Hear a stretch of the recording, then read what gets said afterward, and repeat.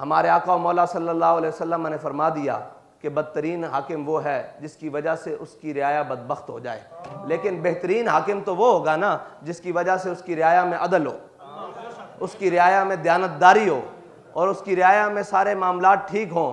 لیکن مسئلہ یہ ہے کہ نہ ہم چاہتے ہیں کہ بہتری ہو، اوپر تو ہے ہی گند نا، ہم کب چاہیں گے؟ بحیثیت قوم، بحیثیت ملت، کب تک؟ 70 سال ہو گئے ہم نے حضور کے دین کے ساتھ بغاوت کی۔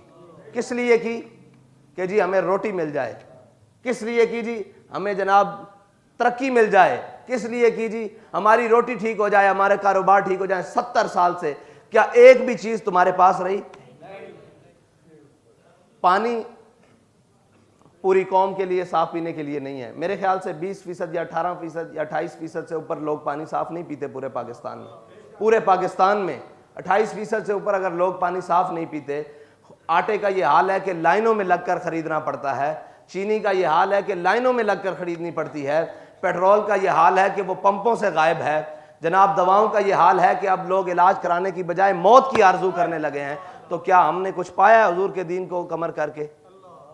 کیا وہ اتنا ہی مشکل ہو گیا؟ دین تو سب سے پہلے دیتا ہی روٹی ہے، وہ پہلے معاشی مسائل حل کرتا ہے۔ ہاں آزماتا ضرور ہے، پکی کھجوریں لگی ہوں تو غزوہ تبوک کی طرف لے جاتا ہے، آزماتا ضرور ہے، لیکن اس کے بدلے میں پھر 2 سپر پاوروں کی طاقتیں اور دولتیں قدموں میں رکھ دیتا ہے۔ آزماتا ضرور ہے لیکن اتنا نہیں۔ پوچھ لیں ہمارے ساتھی جب بے سر و سامانی کے عالم میں گجرانوالہ تک گئے، مشکلات ضرور تھی لیکن بھوک سے تو نہیں کوئی مرا۔ یہ تو نہیں تھا کہ ان کے تن پہ کپڑے نہیں تھے۔ سب کچھ دیتا ہے اسلام۔ اسلام کے نام پر اگر صدیوں بعد، یار دیکھو آج ہم صدیوں بعد نماز پڑھتے ہیں تو سکون ہے کہ نہیں ہے؟ ہم روزہ رکھتے ہیں تو اپنے آپ کو روحانیت اور سارا کچھ محسوس کرتے ہیں کہ نہیں کرتے؟ درود پاک پڑھتے ہیں تو سارا کچھ محسوس کرتے ہیں کہ نہیں کرتے؟ ذکر و اذکار کرتے ہیں تو سارا کچھ محسوس کرتے ہیں یا نہیں کرتے؟ کیا اس اسلام کے نظام میں وہ برکت نہیں ہوگی؟ وہ چیزیں نہیں ہوگی کہ صدیوں بعد نماز پڑھی جائے تو سکون اور راحت ہو، اور جناب ایک دفعہ انسان کی روح کا غسل ہو جاتا ہے، ٹھیک ہے؟ تو کیا حضور کا نظام آ جائے گا تو کیا معاشرے کی ساری واقعات اور خرافات کا غسل نہیں ہوگا؟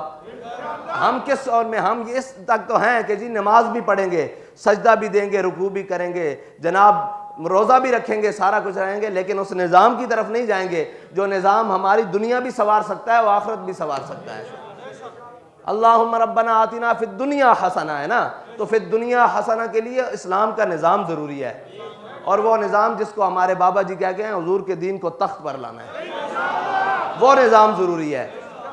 اس کے بغیر تو ہم معاشرے میں جو مرضی کرتے رہیں۔ دیکھیں جی ہم حاکم نہیں ہیں، بالکل ہم حاکم نہیں ہیں، لیکن جب سے ہم پر بابا جی ذمہ داری ڈال کے گئے ہیں تو سوچ تو آتی ہے، باتیں تو آتی ہیں کہ حضرت عمر رضی اللہ تعالیٰ عنہ اپنے دور خلافت میں جب آپ کے سامنے وہ ایک دیہاتی آیا تو اس نے دیکھا آپ گھی کے ساتھ کھانا کھا رہے تھے تو اس نے فوراً جلدی جلدی کھانا شروع کیا۔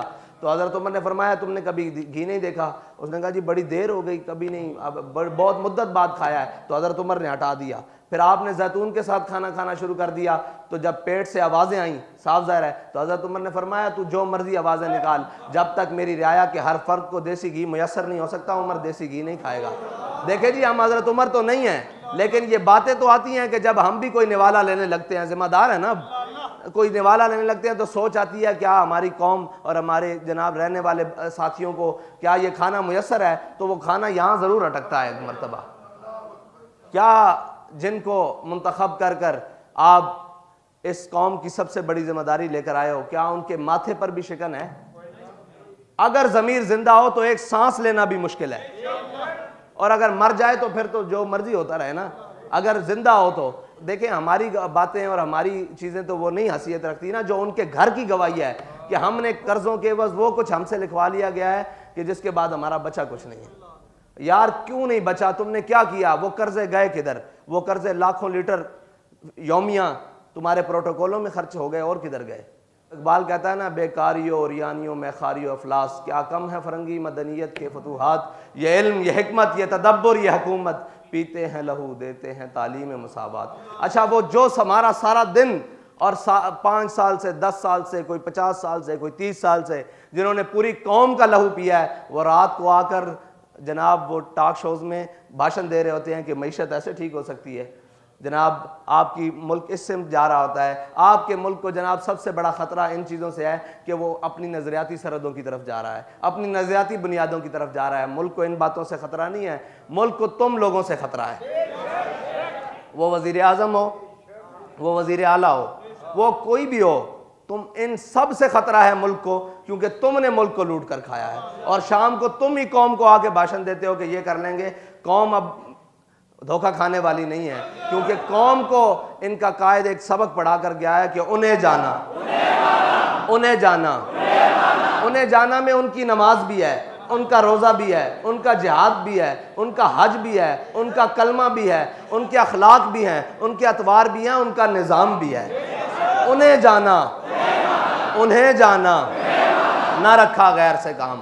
نہ رکھا غیر سے کام مطلب ساری چیزیں وہ جو ان کے نظام کے خلاف ہیں، جو ان کی عادات کے خلاف ہیں، جو ان کے اخلاق کے خلاف ہیں، جو ان کے اطوار کے خلاف ہیں، جو ان کے خلاف ہیں، نہ رکھا غیر سے کام۔ ان سب غیروں سے ہمارا کوئی کام نہیں۔